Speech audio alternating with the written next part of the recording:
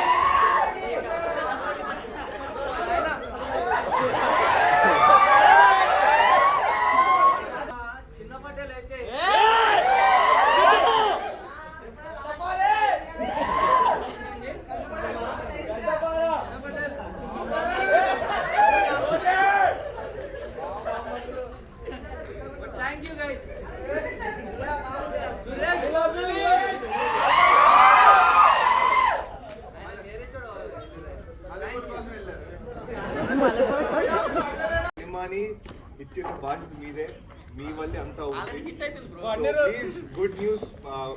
Cinema బాగుంది, cinema చాలా బాగుంది, అందరూ రండి అని మీరే స్పెక్ట్ చేయండి. అండ్ ఇలాంటి